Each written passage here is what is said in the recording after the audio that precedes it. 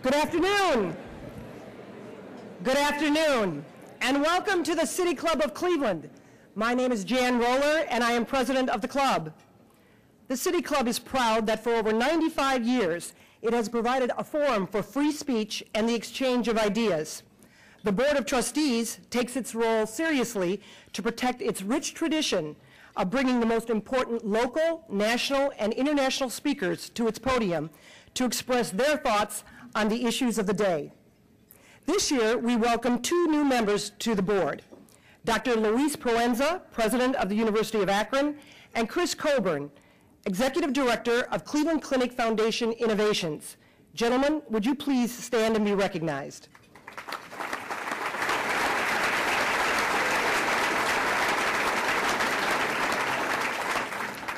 Today's speaker is the Honorable Ted Strickland, Governor of the state of Ohio. Governor Strickland has just come through one of the most grueling budget battles in recent Ohio history. In the process, he learned that groups competing for state funding can be loud, boisterous, and even cutthroat, and those were the librarians. We can only imagine how the racetrack owners behaved. But the governor came through it like a trooper. Unlike some of his fellow governors, he didn't go AWOL in Argentina or resign from office,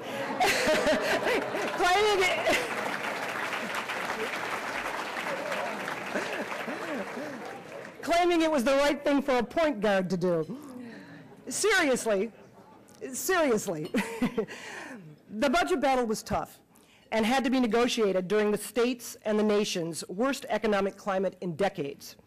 It included a 10-day standoff over a $3.2 billion gap that threatened to shut down the state government. But agreement was reached in the House and Senate on a $51 billion two-year budget on July 13th after 6 GOP lawmakers crossed the aisle for the compromise. Governor Strickland signed the budget a week ago today, but not before he exercised his line item veto power 61 times, the most used by an Ohio governor since 2001. The budget provisions grabbing headlines are the allowance for video lottery terminals at Ohio's 7 horse racetracks and cuts in services which some fear threaten the state services for its most vulnerable citizens. But the cornerstone of the $51 billion budget is the governor's evidence-based school funding model, which he believes will shift more of the burden for paying for education to the state and away from property taxpayers. By now, most people know our governor and his background. One of 9 children from Duck Run, an unincorporated town in Scioto County. He holds a PhD in psychology and was a professor and an associate Methodist minister, and a 6-term congressman from the 6th Congressional District in Southeast Ohio. Fresh from the battle of the budget, ladies and gentlemen, please welcome Governor Ted Strickland. Thank you, John. Thank you. Thank you. Thank you. Thank you very much. This is my 3rd opportunity to address this great club, and I want to thank those who have sponsored today's event, and I want to thank the City Club for the invitation to be here today. Thank you so much. As you have been told, we recently enacted a 2-year budget at the State House. You've surely heard about the controversies, the VLTs, the cuts, the many, many people who are unhappy. So what did we accomplish in our budget? What you probably haven't heard is that we prioritized many things in this budget. The things that I believe truly matter to the future of our state and to the family and our businesses as they work and fight their way through this deep national recession. You know, in good economic times, but perhaps especially in bad economic times, budgets reflect our priorities. Let me share with you some of the decisions that were made in this budget. In the end, these are decisions that I believe will help Ohioans get through this recession and put the state on a path toward growth, despite having fewer dollars to operate state government with in 2010 than Ohio's governor had to operate state government with 8 years ago. You probably haven't heard that this budget keeps our promise to provide every Ohio child with access to health care. Not a single child in our great state should go without health care simply because their parents can't afford to pay for it. And not a single one will as a result of this budget.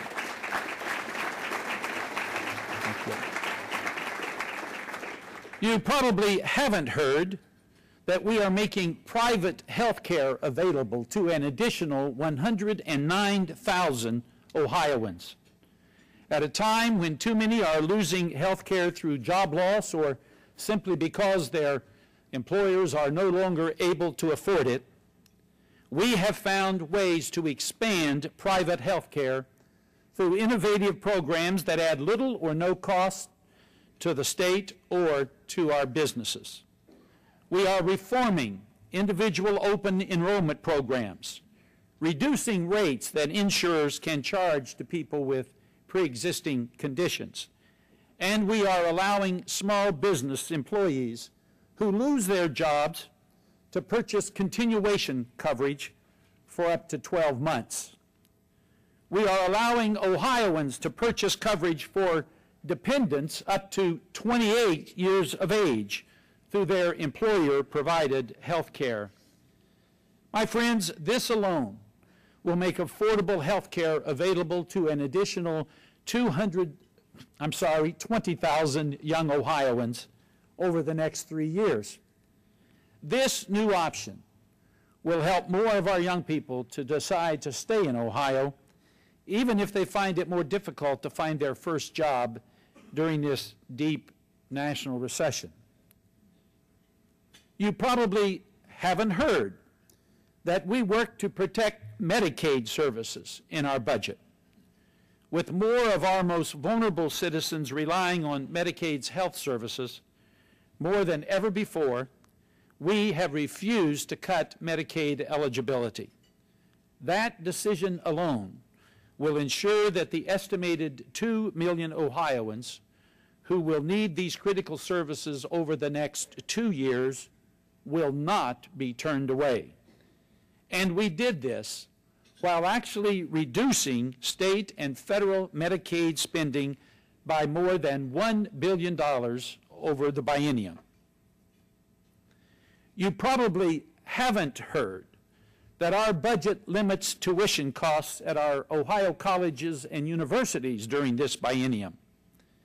Many of our state institutions, including The Ohio State University and Cuyahoga County Community College, have already announced plans to extend this 2-year freeze to a 3rd year. And I'm proud to announce today that Cleveland State University has announced that they will have no tuition increase during the first part of next year. Now, my friends, even with these modest increases at some of our colleges and universities, this budget will have held tuition to the lowest average increases for a 4-year period for 4 decades.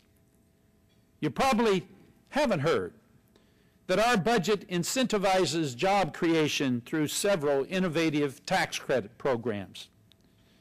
Because of the leadership of Cuyahoga County's first Speaker of the Ohio House since 1937, my friend, Speaker Armand Budish, this budget expands or initiates several new tax credits to encourage more business development in Ohio.